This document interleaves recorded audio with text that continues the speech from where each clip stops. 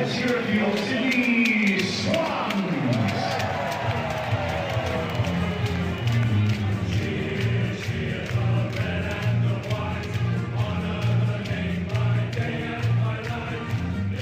Welcome back to A Bevy of Bloods, a fan podcast of the Sydney Swans Football Club. So to all you loyal Swans out there, you just can't get enough of the red and the white. Fluff up your tail feathers and settle in for a potentially biased yarn about all things to do with our beloved Bloods.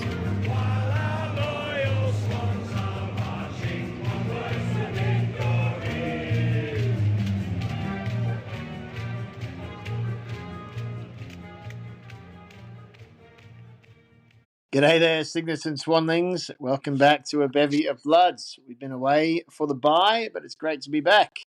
You're joined, as always, by the crew from Sydney. I'm Harps. I have Noddy and Superfan Sam on the line with me. That's right, you lovely, loyal Swans fans.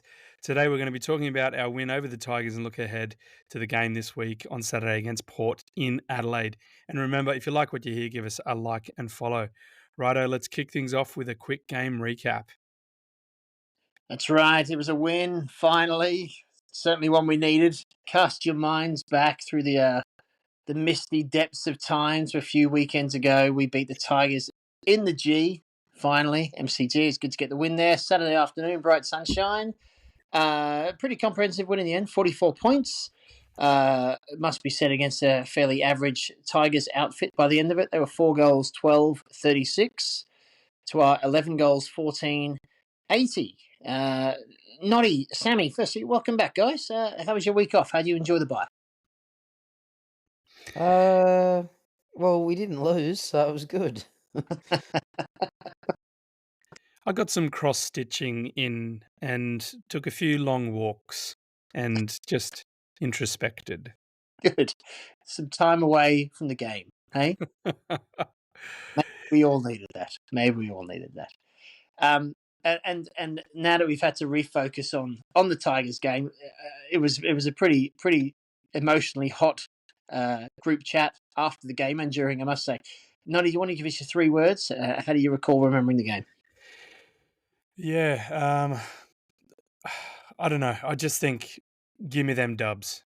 We just need the W's. We needed to win, and I think we're going to talk about a little bit the way in which we won, and the good things we did and the not so good things we did. But ultimately, we needed to win, and Richmond the week earlier had almost beaten the Giants in Sydney, so it was certainly one of those danger games coming into it. So relieved afterwards, but yeah, I think as we work through it, it wasn't the best, but yeah, just happy and relieved.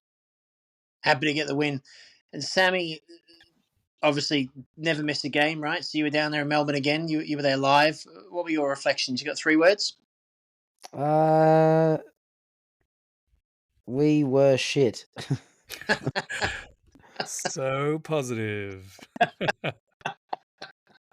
The ever realist, Sammy. I mean, you're there in the flesh. You get to see it all before your eyes. There's no better gauge. Well, I went with like 14, felt like German exchange students. I met them at a hostel a few weeks earlier when I didn't plan out my accommodation in Melbourne. And anyway, I knew 2 of them, and 2 of them came, and a whole bunch of others came along, and I was just sitting there going, what a horrible spectacle for them to come watch. Like in the first quarter, it was close, so that was, at least interesting for the neutral, but God, it was horrible football. And horrible because of the gap. Because, I mean, Richmond were really, with respect, I thought they were terrible, right? They didn't score a goal for over 2 hours. Yeah, but we were we just defended better. Like our ball movement was almost worse than theirs, except maybe not. But it was really not a good spectacle. So I just want to clarify. Were you responsible for bringing?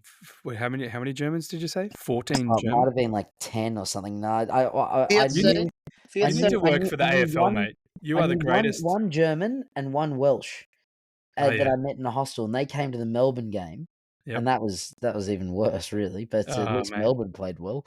And anyway, then I just thought it was those 2 coming, and then there was another 10 Germans there or something. So getting into the Aussie football. That's exactly. And my Yeah. uncle who's a Tigers fan, and my cousin who's, I guess, a Tigers fan too. Yep. But he doesn't really care. They were there too, so and they left at like the start of the fourth quarter because Richmond really didn't do much. Splinters. Well, they were good in the first. It looked like it was going to be one of those days where we didn't rock up, and I was seriously worried. But to our credit, we did ramp up the pressure. We had some good pressure in at least the second quarter, third quarter.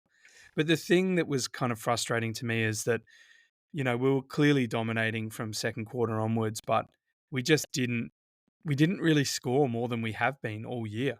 We're in that band again of that 70 to 80 points. We're pretty much bang on our average. So even though we won and they were shocking, didn't kick a goal for 2 hours, we didn't really punish them. We didn't improve percent. We didn't play. I don't think we necessarily played better than we had been playing, but we got the win. So I'm trying to remain positive in that regard. Yeah. Before I do my 3 words, would you just indulge me in my German accent? It's one of my favourites. Please. I would love to come and enjoy this emotional roller coaster that is the AFL you watch every week. Yeah. There's almost no accent that feels more fun to lampoon. And I guess apologies to the nation of Germany on behalf of the potty. But it's true. It's one of those accents that it's fun to have a crack and see how you go. But I'll tell you what, we could probably do with some of what's the national soccer team of Germany called? The Mannschaft or something. We probably need some of their precision and hardworking efforts going forward. Efficiencies Yes. going forward. Because, look, I mean, I'm just trying to remember a few of the things. There were a couple of highlights. There really were some highlight reels throughout. I mean, that Prestia goal in first quarter was spectacular. That was just horrible by us. Horrible by us, but you'd be loving it if you're a Tigers fan. Conversely, Grundy. I lost my marbles with that. Yeah, I know it was. I remember. But Grundy on the flip side, excellent. That play that kept it in and then kicked a goal on the. That was just very, very cool. Any highlights pop out to you guys? Hold on, let me do the 3 words. Oh, that's right. Every week you ask us ours, and then I just never think to go. What are your 3 words? What are your 3 words, Harps? My 3 words are too much baggage. I felt on reflection, the week away has made me realise that I'm glad the players had a week off. I think there was too much baggage being carried around Swans headquarters. There's the whole Harley thing going on. And I reflected. I read my game notes from the game, and I was so angry. I was just livid with how they were playing, and not a long way from happy. I was still resentful about the week before and the loss to Adelaide and all that stuff. And I watched the game again today in the cold light of day, and I thought, actually, pretty comprehensive win. Yes, it could have been better. So I think they're on a bit of a hiding to nothing. If they'd lost, it would have been Armageddon. If they beat them by 40, as they did, we would have said they should have beaten by 80. And if they beat them by 80, we would have said, well, they didn't score a goal for 2 hours, right? We should have beaten them by 80. That's the least we can expect. So I think probably expectations are pretty high. So I'm just, like you, Noddy, I'm just pleased. Got the win, had the time off, and I'm feeling optimistic about the time coming back in now. I'm feeling hopeful about the next 10 games of the season. I'm feeling very sorry that, again, I forgot to ask your 3 words. So allow me to ask you a question. What did you do in the bye week, Harps? I didn't watch much AFL. I must say, I took some time away. I was carrying that baggage from the Swans. I was angry. I just took the time to put it down and to give myself some space. I found myself watching nothing but footy. Legit. I watched so much football. I think we all watched the North game. We were all just commenting, talking about Parker and Constanti and all those guys. But it's such a shame, Luke Parker, that bloody legend, how he let him go is just ridiculous. But I think of the games last week, I watched Essendon Cats, North Freo, Port Melbourne, and even Eagles Carlton. I watched all of that. And I didn't watch Thursday, or I did watch Friday actually from PJ O'Brien's along with the cricket. Should we do an Irish accent now that we've ticked off the? No, I watched the Hawks and Crows, low scoring game there. But yeah, I mean, this again, Swans podcast. It's a week off. We're finding things to talk about. But I just wanted to double check. So Harps, you're pleased with the win more than anything, and Sammy, you're still feeling like that wasn't really good enough or acceptable, or it doesn't leave us where we need to be for the second half of the season, or what's your thinking? I just don't believe that performance is of a quality that is going to get us anywhere near finals. Yeah. And don't get me wrong, this was a danger game, and I'm very happy we won, and I'm very happy we more than doubled their score. So there are positives to take out of it. But from a ball movement standpoint, we were horrible. They were equally as horrible, or maybe more horrible, but we did not move the football well at all. No. I did like Riley Bice having a bit more creativity like he did earlier in the season, and kind of taking on more of that like quarterback role and kind of running with the ball and kicking the ball. But outside of that, it didn't look like, against a team that really didn't fire a shot after the first quarter, almost literally, that we did anything to really punish them. Yeah. No. Like, I just don't think we were. Don't get me wrong, very happy we won, and I think it's definitely good. But I think that really, like, it kind of comes down to the changes that we didn't make. Like, we kept the whole first team in, we dropped the rookies, and really, the whole team is still relatively out of form. I mean, against a better team, we would have lost that game, right? Oh, I think we've moved up to 15th on the power rankings. Yeah. And maybe North are even ahead of, because they've had a couple of good performances in a row. So it's we're not in a good spot at all. So yeah, that just gets me back to the point where I think we just needed to win however we could, and then reset. As we said, like had a week off, reset mentally, physically, and then just launch. That's really the best I think we can hope for. But as you're saying, Sammy, it doesn't really fill you with much confidence because of how we played, which was the same way we'd been playing. But Let's go into that a bit then. So the players had a week off, probably not a week off, but a bit of time off. Cox as well, a bit of space away. So what do we think the messaging was, right? What do we think the messaging was for the back half of the season? And maybe part two, what are you boys looking forward to seeing in the back half of the season? Errol and Papley. Yeah. Yeah. I mean, wasn't it after the Crows game? It was a beach session at 5 a.m. or something, 6 a.m. Right, and so it was all about doing and not talking, and that was and the game that was the Tigers game.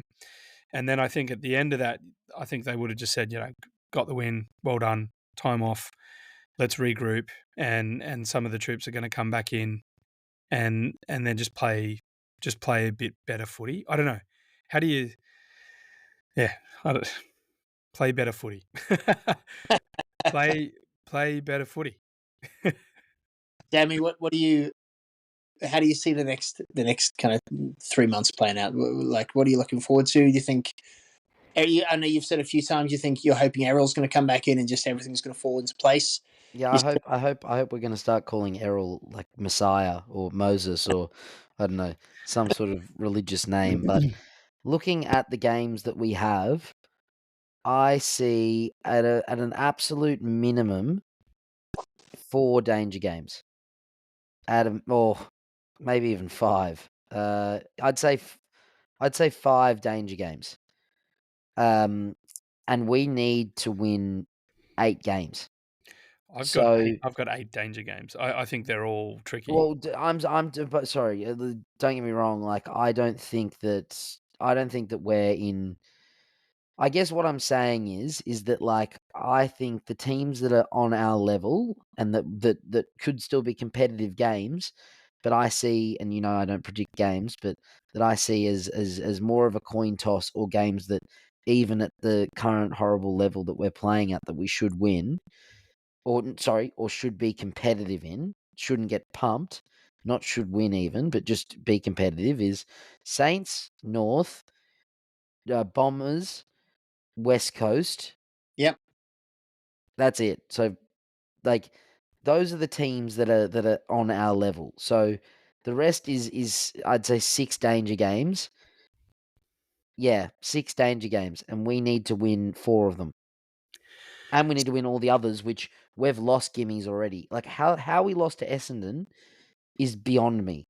Oh, yeah. Like, they suck. They're Yeah, really bad, and we lost to them convincingly. We've made a lot of average teams look really good this year, and I think this is. I'll just point out. I think there's a fair few Swans fans that fall in the category of, well, the season's done. Let's look forward to the trade period, or tank it so we can get a high draft pick.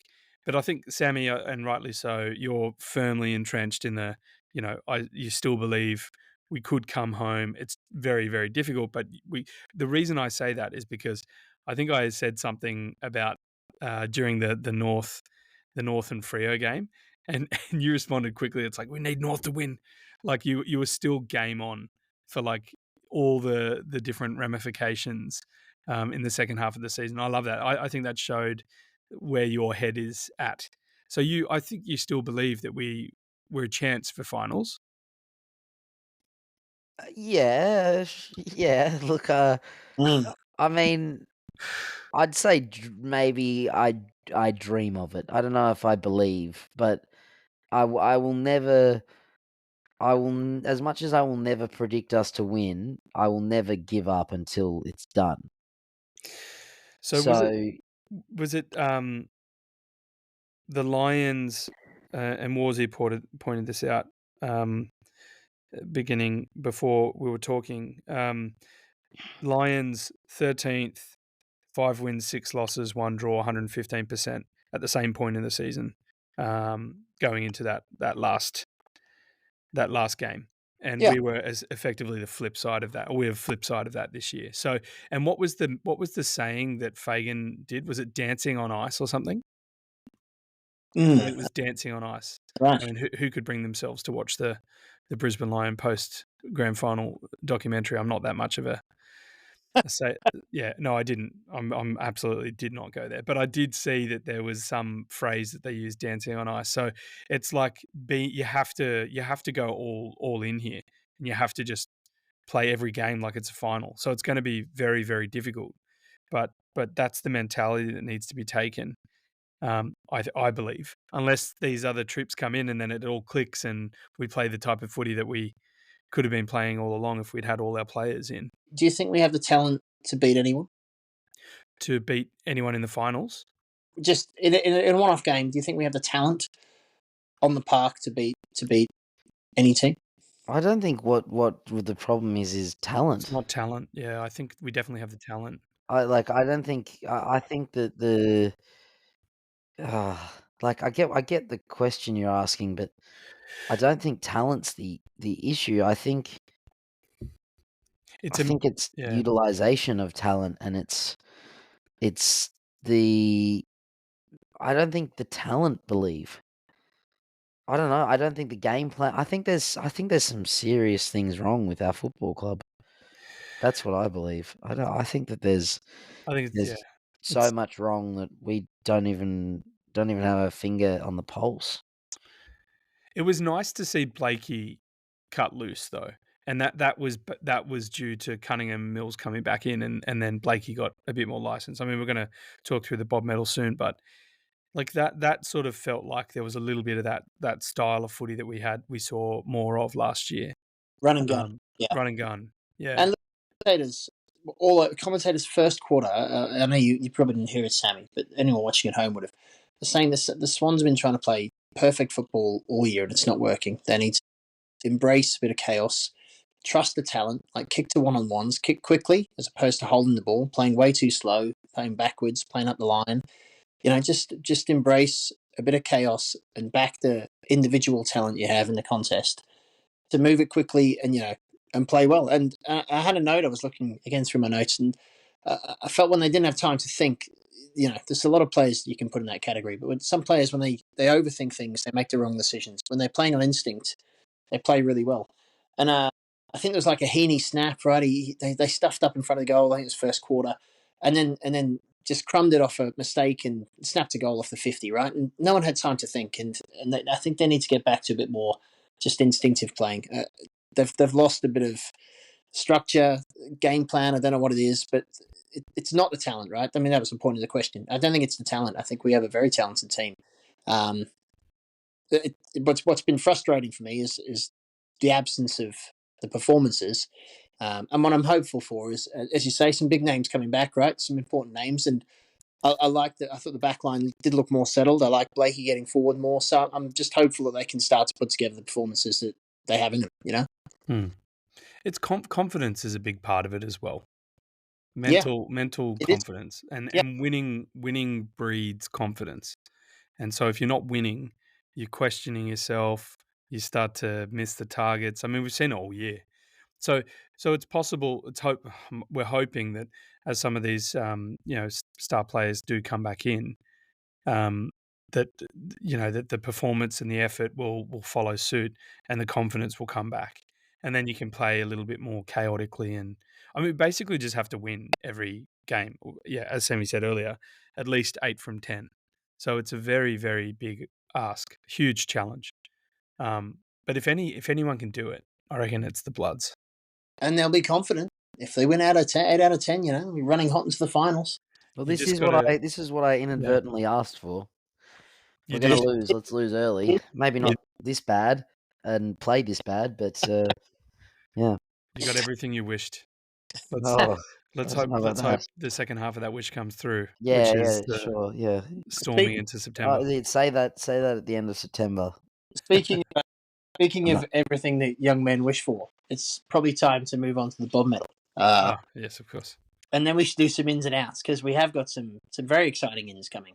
Some tests, but certainly some decent ins.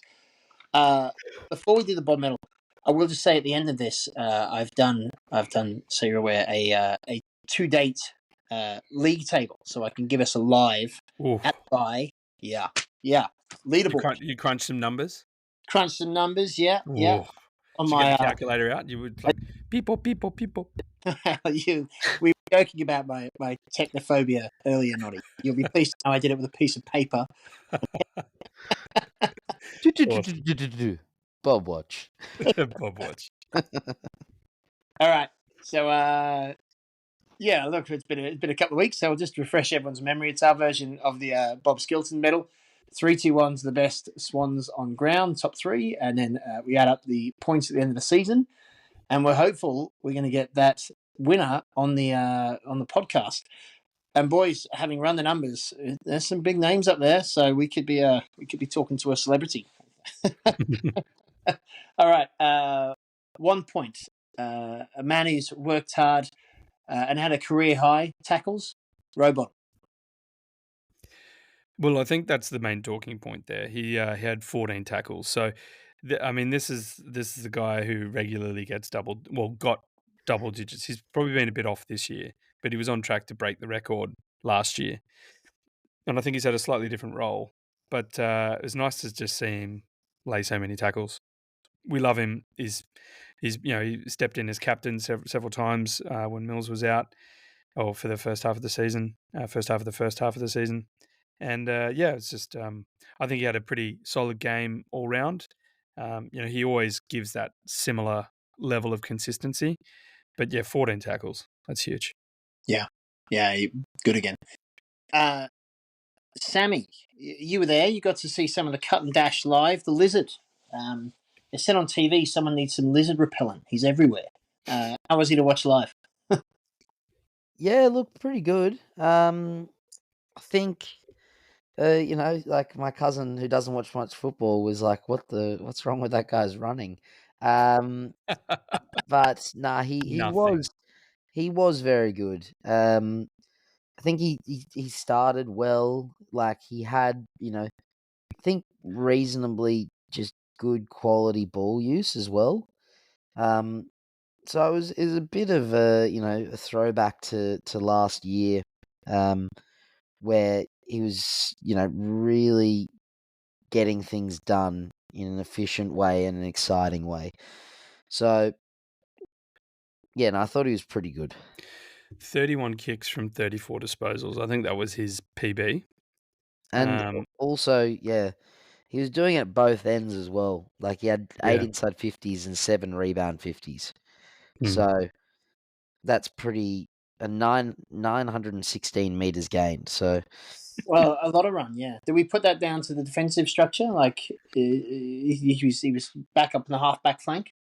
well, he's always I guess he's probably was released with Mills, but I feel like Millsy might have been in the middle a bit as well. Yeah, I mean Rampy still played, so but I do think that Mills coming back in to have that flexibility of going back and pinch hitting in the middle just freed him up with the addition of Cunningham, who's accountable in defence, and Rampy as well as that third tall. So I just think those few changes, those ins, seemingly allowed him to cut loose with his quote unquote weird running style. No, what's wrong with his running style? Is that what it is? This man runs funny. This man runs. What's he run? You call that running? We call it lizarding. Well, my cousin's not German, but Oh, right. Sorry. sure. We're just confusing all the nationalities. Yeah. Yeah. Is he Brazilian? Your I cousin? wish. He's from Benalla, so no cultural heritage at all. Good country, Vic. That's good Good. stuff.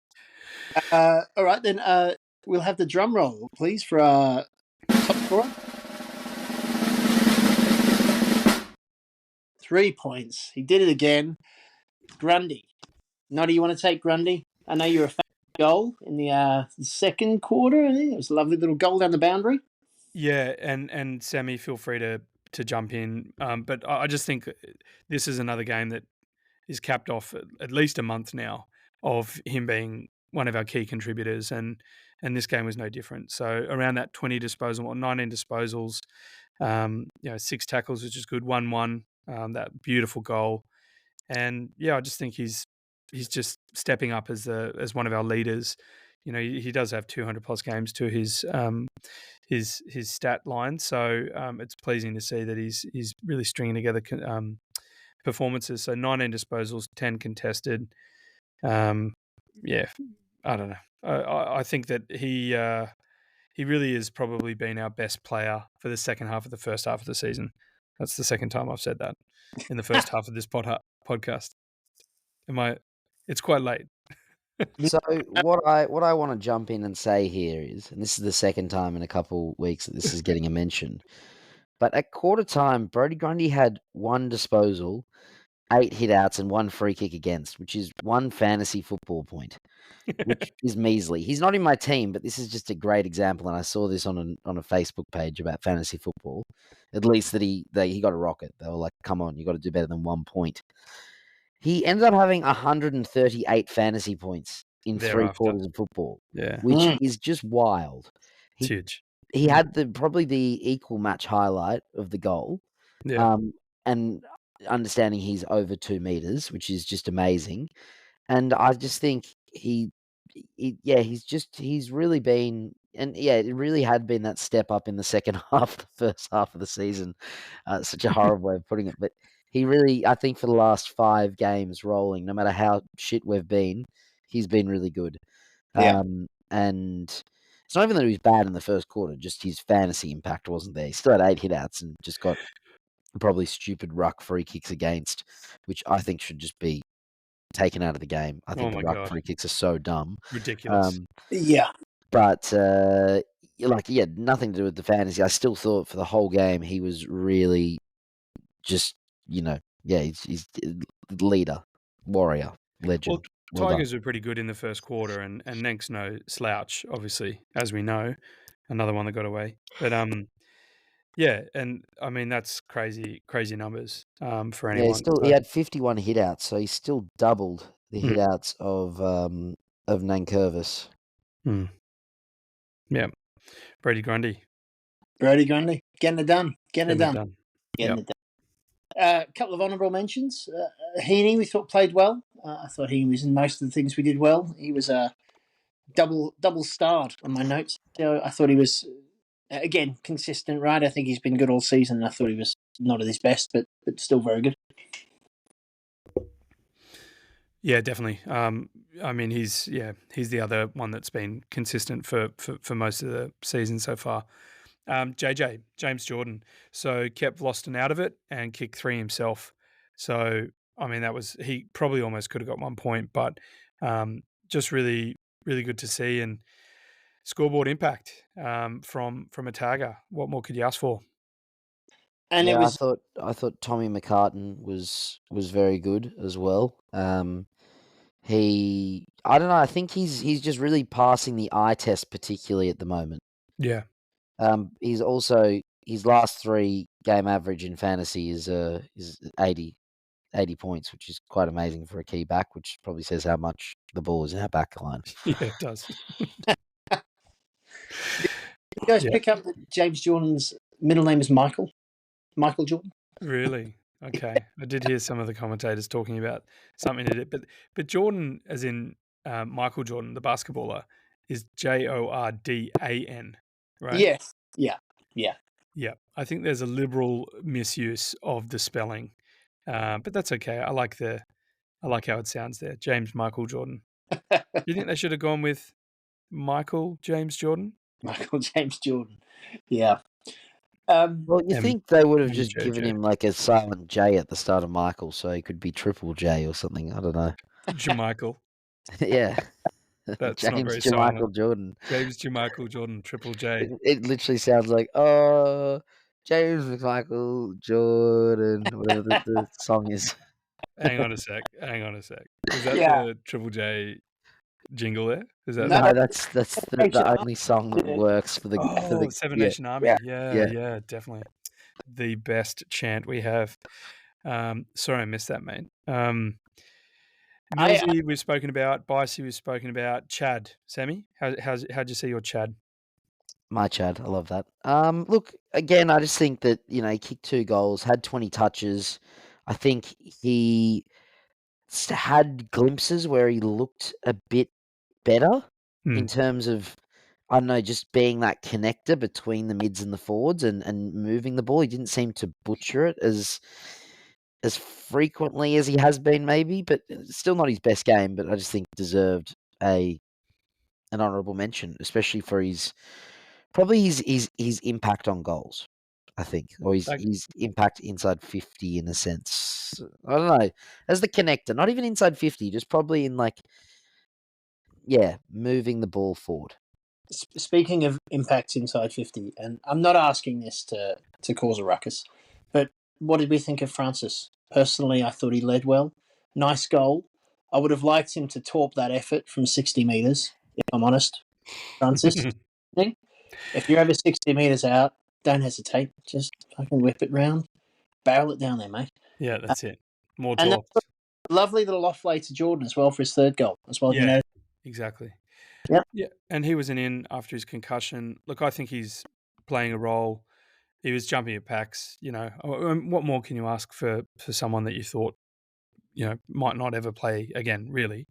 So, did he play better than McLean? It's a slightly different role. Who knows? But yeah, I thought he was all right. Angus Sheldrick, I think, looked good again. Just hungry around the ball. Really not looking intimidated by anyone, I think, and he has shown that for the past 3 to 4 weeks since he's shrugged the sub jersey or Guernsey, and I just hope we can extend him because he's still unsigned beyond this year. So, and we spoke about Harry Cunningham in Mr. Dependable. And how the overall structure of the back line looks tighter. Yeah, nice to have him back. It's probably time, I think, to do the leaderboard then. Ooh. Yes, I know, exciting. So we have about 15 names, right? I'll give you the kind of lower levels, the bottom half, as it were, and then for the top 6, I'll let you boys guess, right? I'll give you a couple of clues, but let's see where we end up, right? So several players with no points, but with 1 point we have McInerney, Rampy, McLean, Melick, and Wicks. 2 points, and considering he's still top goal scorer, maybe we've been a little hard on him, but Hayward. Nice shit. Go on, Wilbur. Come on, Wilbur. You can do it, mate. Yes, he's still our top guy. He's still up there, 17, I think now. 3 points, Bice for that early season form. Jordan, I think again for the tagging, and Francis for that. I can't remember who he's against. Was it? Adelaide. Port Adelaide. Yeah. Right, 3 goals. That's right, old Francis.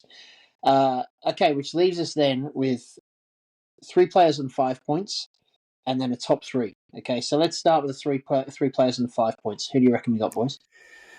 Let me have a think about this. So, Chad. I think Blakey would be on 5. Blakey is on 5. Well done. Yeah. I think Chad would be there. I think Chad's in the top 3. Chad is in the top 3. Good job, Sam. I What did you think. say, top 3 or top 2 after 3 on 5? Oh, It's 3 on 5, and then there's the top 3 above that. Okay. Yeah, all right. Fair play. so on 5 points. Okay, so in the I think Rowie. Rowie, come on, yeah, Mr. Dependable, the tackle machine he is. 5 yeah. points. is Grundy on 5 as well? Grundy is not on 5. So Grundy's in the top 3. So is Heaney on 5?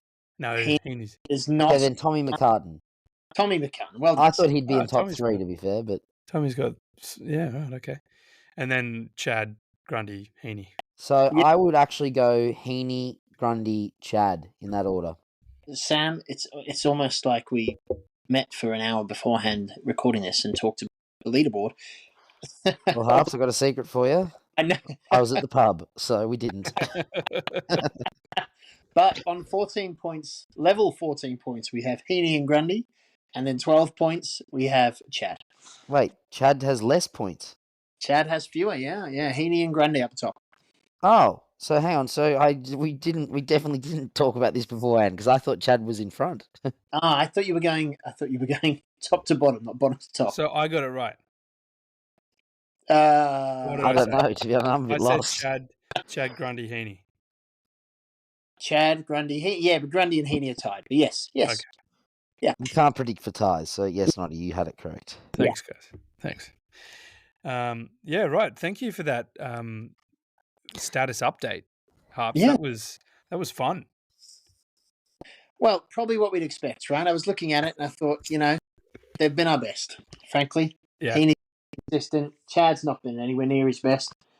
Grundy's been great. Grundy didn't score any points till round 6, so Grundy got all of his in the back half of the first half, boys. That's So, right. so just to understand, hang on. So the top 6 players. So we had Blakey, Tommy McCartan, and Rowie. Robot. Rowie. Okay, yeah, that sort of stands up. Where's Pelican? He's One. Only has 1 point. Jeez, I think he's been hard done. I guess he was out injured and It's- suspended. Missed 5 games because he can't keep his arms down. But yeah, That Yeah. was 3. He had an adductor or something. But yeah, he started. He was probably our best player for the first month of footy, remember? Yeah, But no, we he obviously was. didn't give Yeah, him any points. We just gave him honourables. yeah. yeah, no, I got him in there for one game, obviously, but yeah, just one. But Yeah. You're flying the Melican flag. I think there would have been a decision by consensus there, mate. I thought Chad was your guy. You're stepping out on Chad. no, Like hang it. on now. Chad is my guy, but I'm also his harshest critic. I don't know. I think you were pretty harsh on Wilbur a second ago, mate. No, I was hard. I can't believe we signed him to a 5-year deal on the money we did when we could have invested that into other players. He's not a tall. He's not a small. I What think he's money? the momentum killer. What money was it? I think he's think- on like 750 or 800. Yeah. And he would have got more. He probably would have got 900,000 elsewhere. And I think we should have gone, yep, bye-bye. Take that first round pick and reinvest. Not that we use our first round picks on anyone useful, but That's right. He'd be the Crows' fourth best goal kicker this year. Well, not true. Probably fifth, the way they're going. That's a deep list talk, and I salivate at the prospect of that. But I think we said we were gonna. We're not doing that, right? not We'll yet. save this talk for later in the season. Yeah. Okay, because As you I've done the work. Yeah, and mate, the road is littered with people making list predictions at this point in the season, and Wow. having to turn back and look embarrassing. Yeah, I do hope we get Jamara, but it sounds like he's gone back to the kennel with his tail between his legs. But That's bizarre. if he stays there, I think that I don't even know if I want him, but if he I want stays there, I don't want know him. if that's going to be great for them and their culture. But anyway, Yeah, want him big time. So where are we at? That was the Tigers game. Yeah. Awesome. So let's look on, right? Port. I have a colleague who's a Port fan, and she will every time I speak to her, she opens with, "God, we're so bad. We're so bad." did you recruit in tech? Sammy, you use this podcast either exclusively to find tech leads or to I wish I did. And more Brazilians. Anyway, Oh goodness. Port are notoriously a bad team, at least if you ask some of the fans.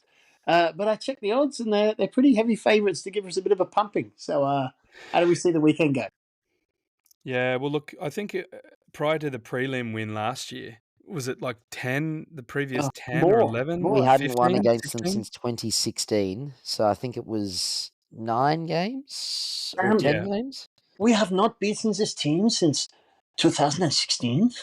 Well, except for the prelim. Except for the prelim. So And we beat it them was- when it counted. Yeah, there was obviously that huge loss last year in that 112 or whatever it was. Goodness, yeah. But we've already lost to them at home this year.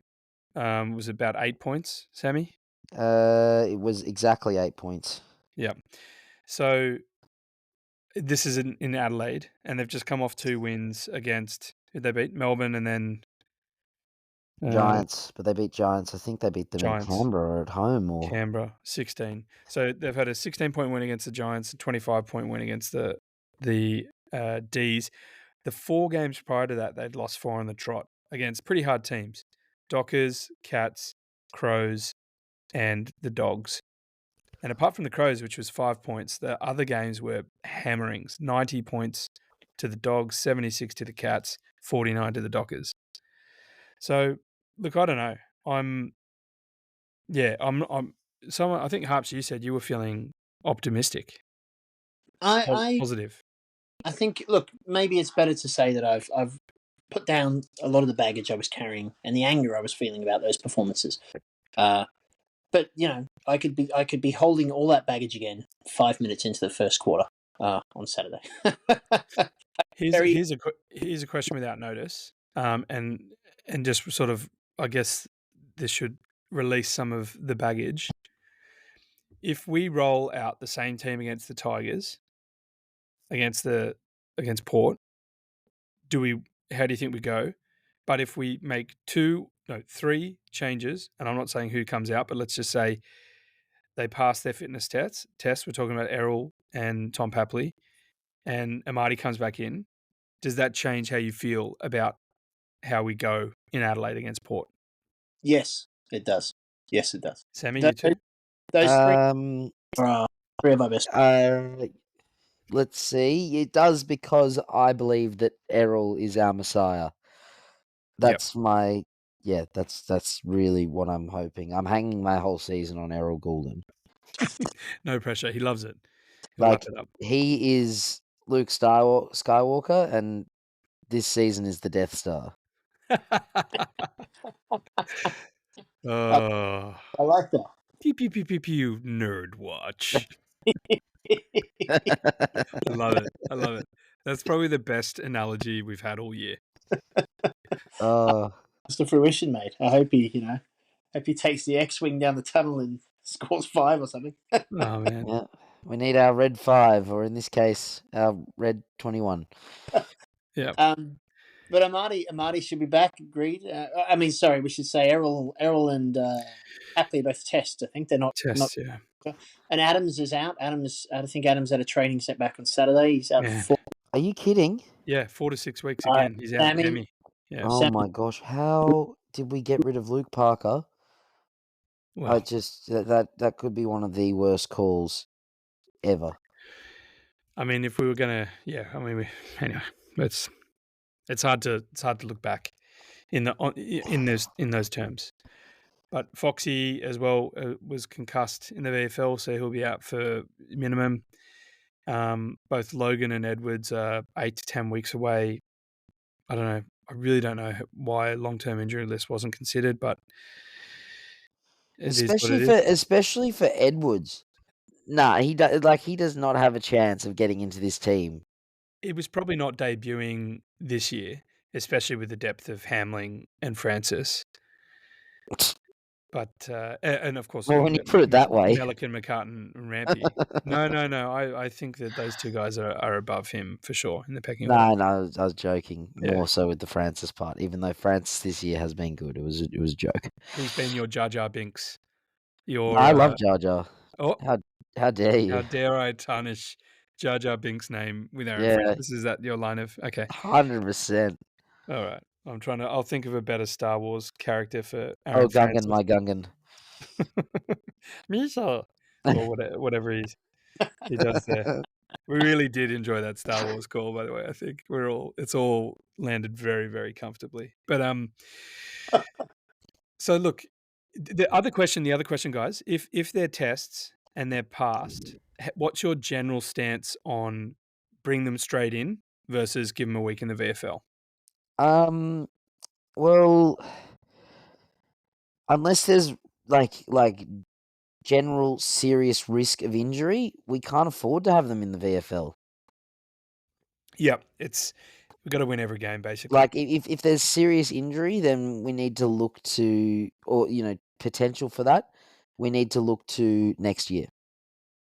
Yeah, I don't think Detoli's far away. I think he's been really putting it together, and some of his efforts in the VFL have look very, very interesting. So, and that said, Henley didn't do much wrong. He got subbed out for Taylor Adams, right? So there's options there, I think, for Tom Papley. So different level, but there's options, and obviously Caden Cleary came out of the team as well, and he could come back in. But Florence still waiting around, isn't he? Well, yeah, he's sort of the forgotten soldier in a way, isn't he? Well, so unfairly, like with Will Hayward in team, I just don't understand. And Jake Lloyd was appalling in the first half of last week. Man, if there was ever a week to say, Lloydie, have a break, it would have been that, but then the bye came. I think that this is, like, the treatment of Ollie Florent is so unfair.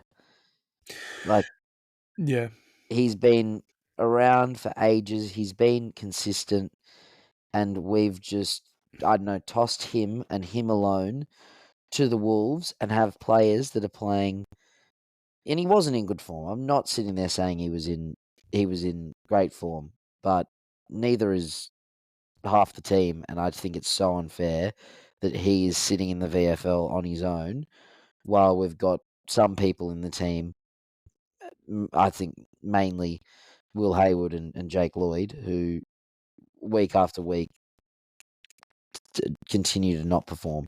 Just maybe on a related point then, who do we think makes way for Papley and Errol?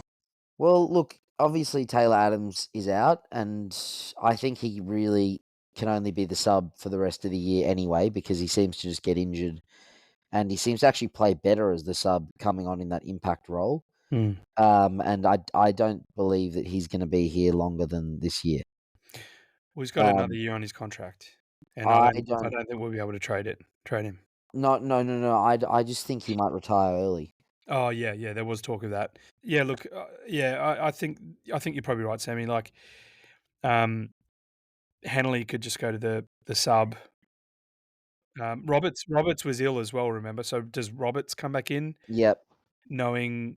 So who comes out there? Okay, so let's say we've got four ins, and that's Matt Roberts, Joel Amati, Papley, and Errol, and we've got to pick 4 outs, and we just pick them, and no discussion. And we can all do that ourselves, and then we go with that. Okay, so mine would be Adams, Lloyd, Hayward, Corey Warner, or Hanley. Adams, obviously.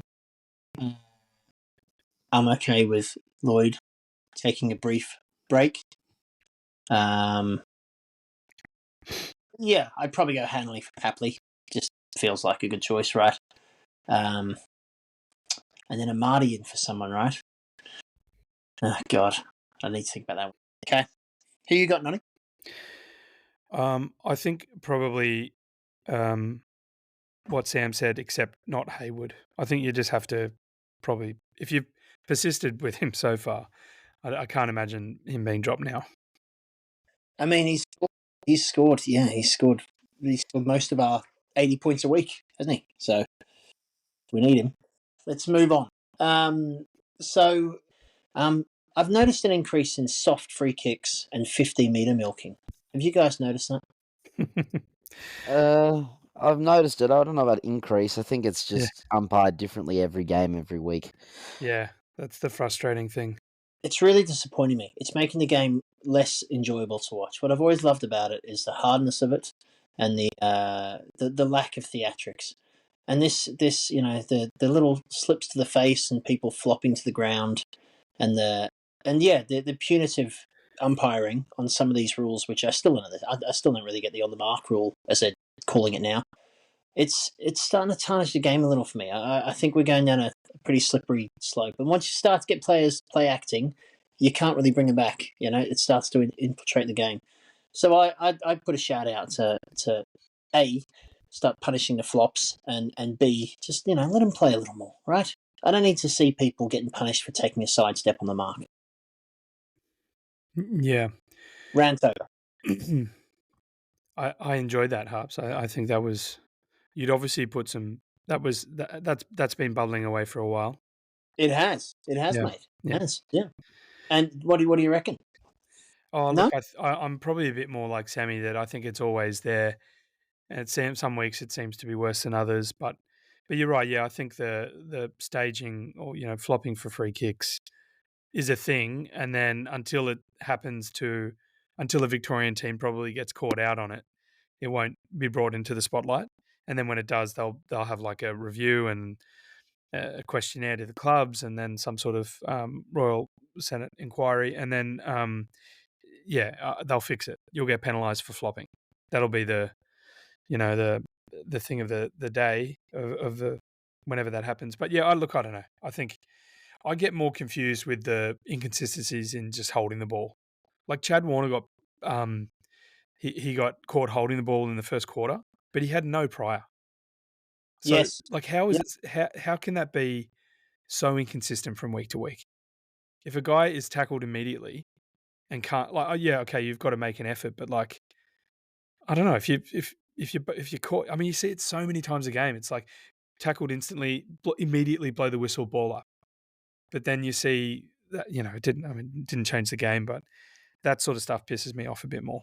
And the ruck penalties, I will never understand. No. Free kick, sorry.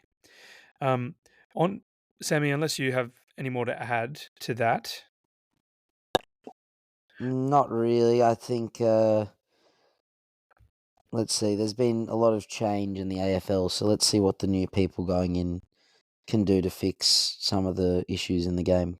Everyone wants to spin their own, stamp their own authority, but I thought it would be worthwhile just quickly circling back and talking about Port just for a few minutes. Just, the players, Georgiades kicked, was it 7 or something last week? You could have kicked about 14. Yeah. So, obviously Alir in the back, Radigalia had a good game. Look, some of those, who are your danger players, guys? Well, Aaliyah, I think, is out or injured.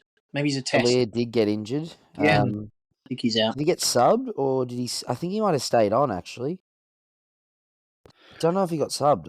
For some reason, I think he was playing injured and stayed out there. I'm pretty confident of that, but I could be wrong. He's a test. I've just checked the injury list. He's a test on the knee. He's a test, Look, yeah. No, maybe he did get subbed. The danger players, I think Connor Rozee is getting so much uncontested possession in the back line. So I think James Jordan, he's the obvious person to go to. As much as that's not good for my fantasy team, I hope he does a very good job. Jason Horn-Francis had a big game. Zach Butters is back and looking in good form. Radagalier was on track to break the intercept mark record throughout that game. You like Burgoyne, guys? The bigger players. Chase Burgoyne. Yeah, Burgoyne's good. Bergman had a very good game as well. He was tagging Petrarca for quite a while, but also winning his own ball. Willie Rioli, dangerous as ever. Yeah, he is always dangerous. He's classy. Yeah, look at them. I mean, I watched quite a bit of that game. So I stayed away from football, as I said, but I did watch a bit of that one, and I must say they looked good. They made the Demons look really, really pretty average. I couldn't believe it was the same Demons team we saw a few weeks back. They looked a shame. Well, that probably speaks more about us where we were or where we're at. But yeah, for sure. So definitely, yeah, danger players, danger game. Yeah. We will see. Do you want to talk about Tom Harley briefly? Big news there, and he's moved. Yeah, not effective immediately. I think end of season. End of season, is it? Yeah, that's the one thing we didn't know the last time we recorded the episode, if it was effective immediately or season end, and it seems like it's at the end of the season. So, I guess your congratulations to him for what he's achieved at the Swans, and you wish him and his family well down in Melbourne. We've all joked pretty much since the beginning that he was going to be running the AFL one day, and he's a step closer. So I think you definitely do a lot worse than someone like him in the role. Clearly, loves footy and is a good people person. And in the fullness of time, we will know whether or not he becomes the AFL CEO.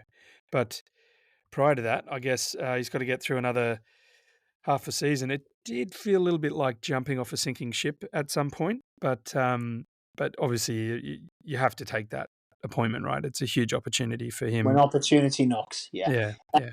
Speaking of ships, some of my friends who go on the Swans cruise, where Harley is a regular, were very disappointed. Said he's a lovely man, loves talking the game, as she said, obviously very passionate about the game, and very open, they said, as well on the Swans cruise, always very happy to talk to fans and put the.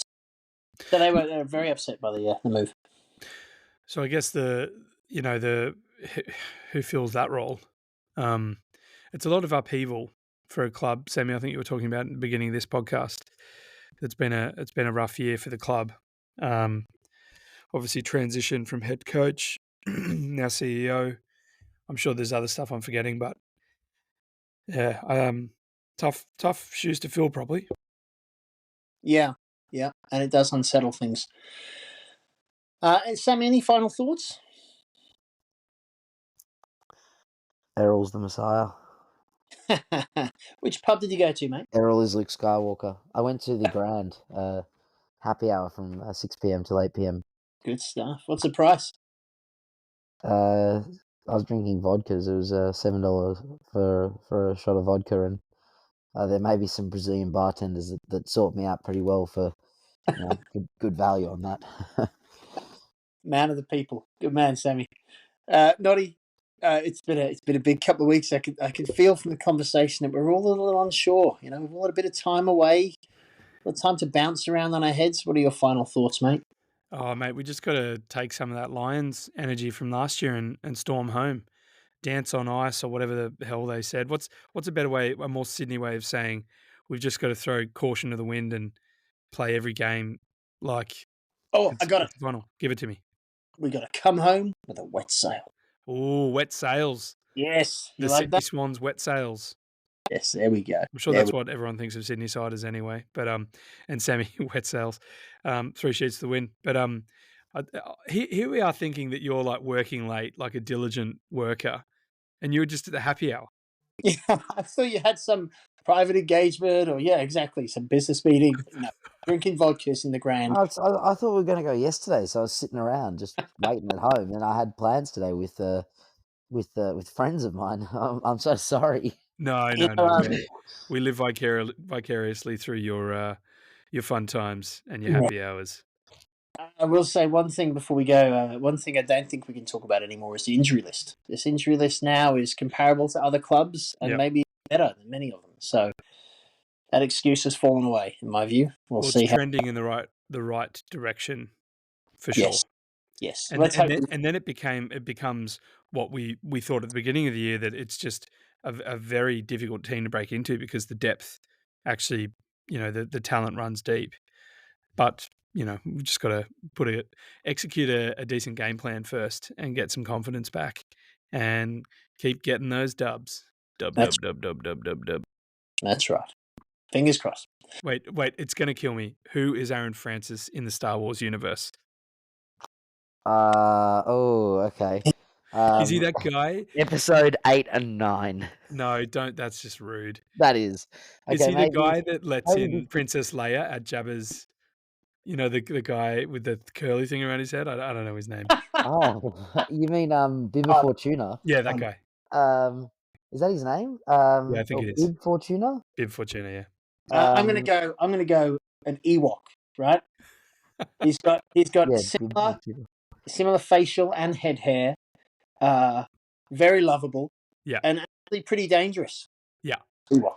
I love it. I'll back that in. That's way better than Bib Fortuna. It was a little bit harsh for me, but I love that. I love the Ewok call. Maybe he could be Max Rebo. You really know your stuff. Who's that guy?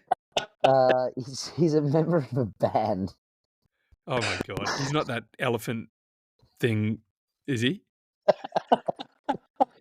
Maybe he could be Java himself, actually. Stop it. You're just being cruel now. Maybe he could be Zero the Hutt from the Clone Wars. We'll lock in that. We're clearly going to have more discussions about Star Wars and how big a role it plays in your life, Sam.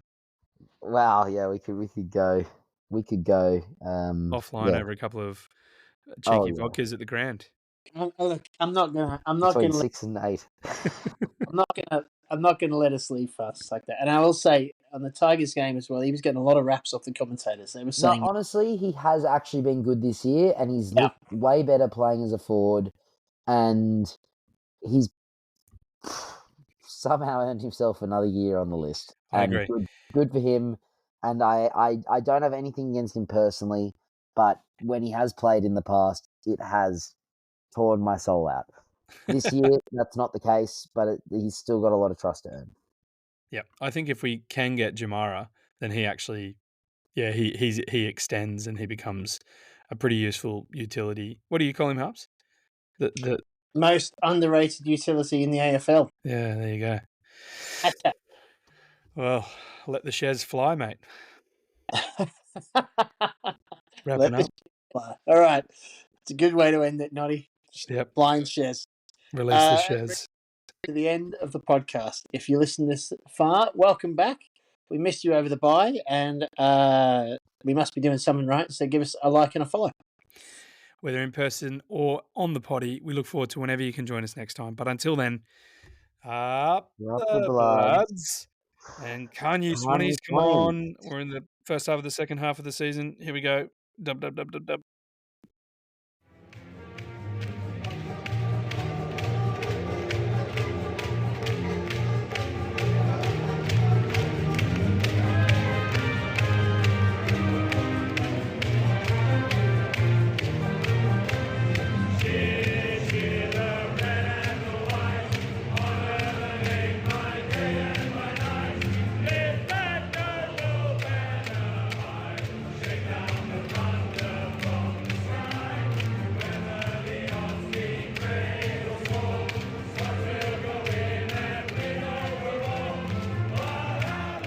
This podcast is an independent fan-run production and is in no way affiliated with the Sydney Swans Football Club, its players, or the AFL. The views and opinions expressed in this podcast are those of the hosts and guests and do not necessarily reflect those of the Sydney Swans or any official organisation. All commentary is intended for entertainment and discussion purposes only.